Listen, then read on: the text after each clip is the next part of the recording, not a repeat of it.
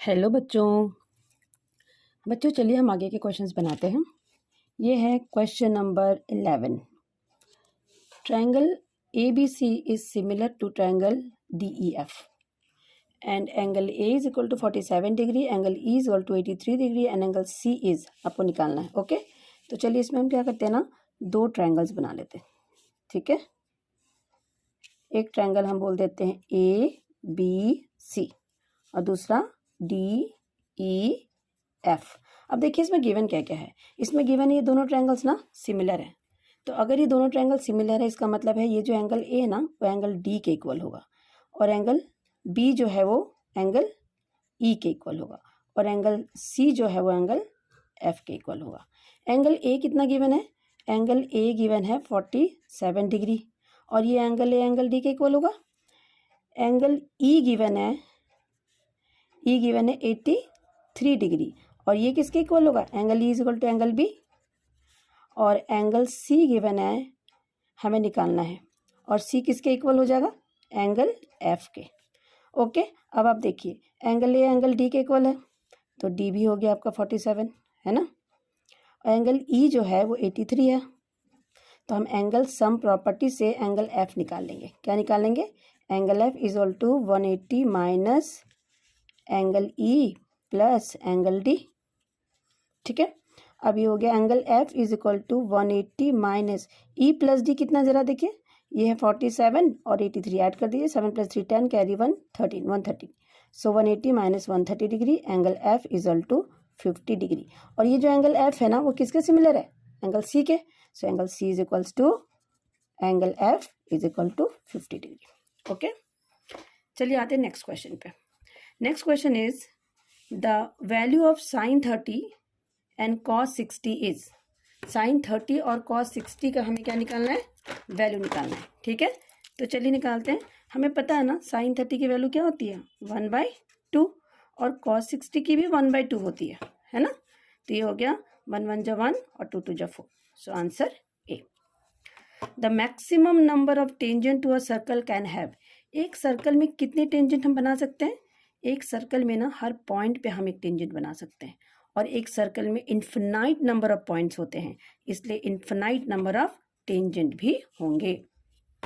The shadow of a 5 metre long stick is 2 metre, at the same time the length of the shadow of 12.5 metre high tree is. कह रहा है ना, एक stick है। ठीक है, देखो मैं इसका जरा फिगर से आपको समझाती हूँ। एक स्टिक है और इसकी शेडो जमीन पे बन रही है, 5 मीटर की स्टिक है और इसकी शेडो बन रही है 2 मीटर। ठीक है, अब ये कह रहा है एट द सेम टाइम, उसी टाइम पे एक आपका ट्री है 12.5 मीटर का, और उसका शेडो आपको कितना बनेगा? सेम टाइम मतलब ये जो एंगल है ना, ये एंगल ये दोनों का सेम ही होगा। ठीक है, तो जब ये एंगल आपको पता है स्टिक भी और ट्री भी दोनों परपेंडिकुलर होते हैं, तो इसका मतलब ये भी 90 होगा, ये भी 90 होगा। ज़मीन के साथ जो उसका एंगल बनेगा वो 90 डिग्री का बनेगा, और ये भी 90 हो गया, और ये एंगल सेम हो गया। तो ए से दोनों ट्रायंगल क्या हो गया? ये ट्रायंगल और ये ट्रायंगल सिमिलर हो गया। ए से क्या हो गया? सिमिलर। और जब ये ट्रायंगल सिमिलर हो जाएगा तो इसके साइड्स प्रोपोर्शनल हो जाएंगे। So 5/12.5 is equal to 2 by this side, whatever this side will be. ठीक है, अब पॉइंट हट गया, ऊपर 0 आ गया मान लो। ठीक है, तो this side will B 12 125 into 2/50। सो 2 1 जा 2, 225 5। So this will B 5। ये जो आंसर आएगा आपका 5 आएगा। क्या आएगा? 5। The value of tan square 45 degree minus cos square 60 degree. tan square 45 क्या होता है? 1 का स्क्वायर। कॉस स्क्वायर 60 हाफ का स्क्वायर। सो 1 का स्क्वायर इज 1, हाफ का स्क्वायर इज 1/4, है ना। सॉल्व कर देते हैं, 1 और 4 कैल्शियम 4, क्रॉस मल्टीप्लाई कर देते हैं। सो 4 - 1 दैट इज 3/4। सो हमारा 14 भी हो गया, ये हो गया 3/4। Okay, let's come to the next question. ये देखिए, ये आप देख पा रहे हैं, बहुत ही इंपॉर्टेंट क्वेश्चन है ये। In the figure P A and P B are 2 tangents. P A और पी बी 2 टेंजेंट्स हैं with centre O is the centre, such that angle A P B कितना है? 60 degree. This is 60 degree. Then angle A O P is, हमें ये angle निकालना है। कौन सा? A O P this. तो बच्चों देखो, ये ट्रायंगल और ये ट्रायंगल, दोनों ट्रायंगल ना कॉन्ग्रुएंट हो जाएगा। कैसे? पी ए जो है ना वो पी बी के इक्वल हो गया। P A is equal to P B, और ये पी सी क्या है, common, P C is equal to P C common, और ये जो आपका ओ ए है वो ओ बी के इक्वल हो जाएगा, O A is equal to O B, क्योंकि ये रेडियस है और रेडियस क्या होता है, इक्वल होता है, ये कॉमन लिख सकते हैं आप यहाँ पे, और इसको लिख देना length of tangent, length of tangent from external point, from external point, ठीक है। तो एस एस एस से ना triangle A O B, triangle A O B is congruent to triangle B O P by S S S rule, और जब ये दोनों triangle congruent हो जाएंगे तो ये एंगल किसके इक्वल हो जाएगा, इस एंगल के। अगर ये पूरा 60 था तो ये 30 और ये भी 30 है ना। और ये देखो आपको पता है ना, टेंजेंट जो होता है वो पॉइंट ऑफ कांटेक्ट पे, पॉइंट ऑफ कांटेक्ट से जो हमारा रेडियस होता है वो 90 डिग्री होता है, सो ये 90 हो गया, ये 30 और ये 90, ये ट्रायंगल बन रहा है 30 + 90 120, और ये क्या हो जाएगा 180 - 120 यानी 60 degree, this angle will be 60 degree. Okay, so हमने यहाँ पे 60 डिग्री निकाल दिया। आगे, if PE is equal to 0.96 then P not E is, PE की वैल्यू क्या है 0.96, हमें P नॉट E निकालना है। तो आपको पता है ना कि PE plus P not E क्या होता है 1, ठीक है। PE and P not E is equal to 1, PE कितना गिवन है 0.96 और P नॉट E हमें निकालना है ना।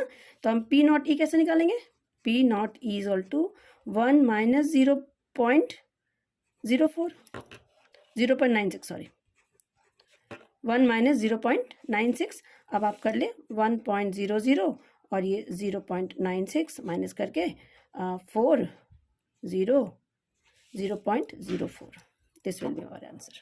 Okay, for the following distribution the modal classes, modal class पूछ रहा है, आपको पता है ना मॉडल क्लास कौन सा क्लास होता है जिसकी फ्रीक्वेंसी सबसे मैक्सिमम होती है। अब देखिए सबसे ज़्यादा फ्रीक्वेंसी कौन से क्लास में है, इस क्लास में। तो हमारा मॉडल क्लास क्या हो गया, ये वाला modal class is 30 40। Okay, curve surface area of cylinder whose radius is 3 centimetre and height is 14 centimetre. Cylinder, ये सिलेंडर है और सिलेंडर का हमें क्या निकालना है, कर्व सरफेस एरिया। इसकी रेडियस गिवन है 3 सेंटीमीटर और इसकी हाइट गिवन है 14 सेंटीमीटर। तो CSA ऑफ सिलेंडर क्या होता है बताओ, 2πRH। सो 2 × 22/7 × 14 × 3। ओके, 7 1 7 7 2 14, सो 44 और 8 ये हो गया 88 × 3, मल्टीप्लाई करें 3 8 24 3 8 24 26 264 centimetre square. So option B will be right. Okay okay,